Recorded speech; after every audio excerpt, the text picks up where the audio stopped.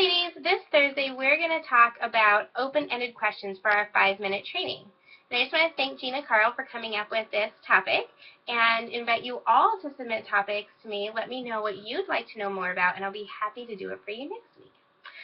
Some of you may have touched on open-ended questions with Hostess Coaching at our Share Your Gifts event this week, or you will if you haven't been to your event yet. But I did want to talk about this because not everyone's able to attend an event. So first off, what is an open-ended question? That is a question that typically does not get a yes or no answer, which leads you to finding out more information about the person, your hostess, or your potential recruit, your potential hostess, that you're asking it to. So, why is it important to ask open-ended questions?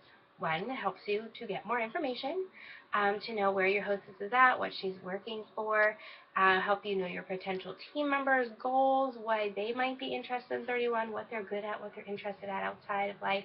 And that really helps you to build those strong relationships and the loyalty with your customers and your business and your hostesses as well. And also with your new team members. So,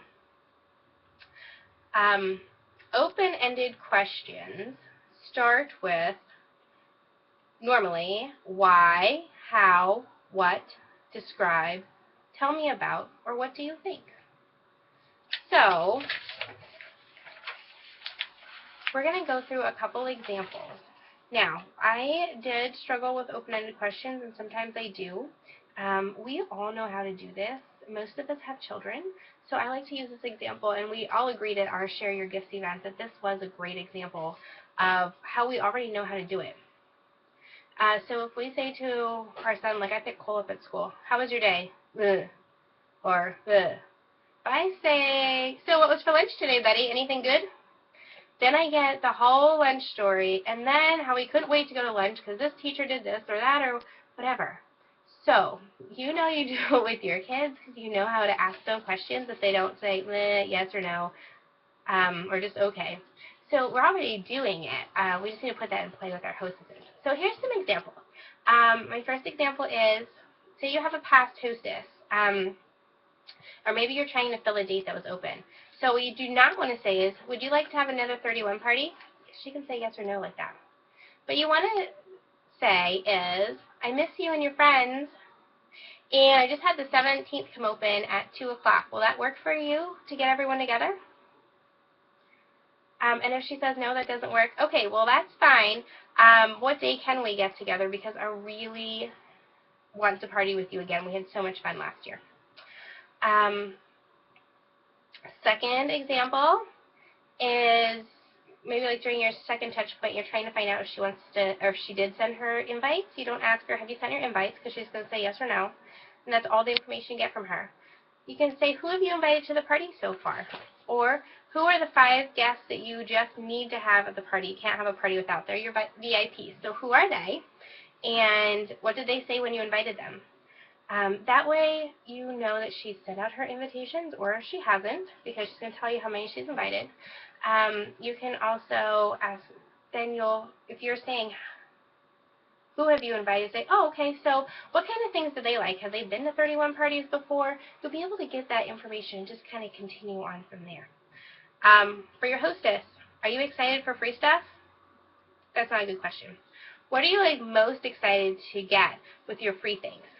That's going to ask her for a list of things, and she's going to tell you what's on her list, and you can kind of better help to coach her through that and set some goals with her for how much her party should be. For a new hostess, I love this one. I've kind of thought that this has really been important. Have you had parties before? Not a good question. Tell me about the parties you've had like this before. That way you know your hostess. If she's told you, yeah, I have parties all the time before. Okay, so then you're thinking, okay, she's got this. She knows how to invite people. Yeah, maybe she didn't tell you that her parties were only $100 and nobody showed up. So tell me about your parties you've had like this before. Get that information out of them, and you can know if they're a good hostess, if they're not such a good hostess, if they're not looking so good, to say, okay, well, how did you invite people last time? All right, so what can we do to make this so much better so you get tons of free stuff this time? Anything like that. So that's really what you want to do. Focus on those questions. We're out of time. 2 more. Do not say, do you think you want to give this a try to a potential recruit, or to if you're trying to recruit your hostess.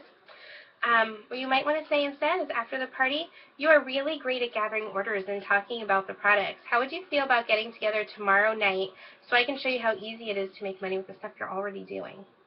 How would you feel? She can't tell you no. She's got to tell you how she feels. And the last thing is for our hostess portal. Did you get the email I sent you? It's a link for people to shop. No, not good. Instead, you want to say, what was your favorite part about having that hostess portal to use? I know you can send the invites, and you can track your orders. What all kind of things have you used on there so far? Then she's got to tell you if she didn't use it, so you know what's going on. Okay, that's my 2 cents for this week. Thanks so much for being a fabulous team. Love you all.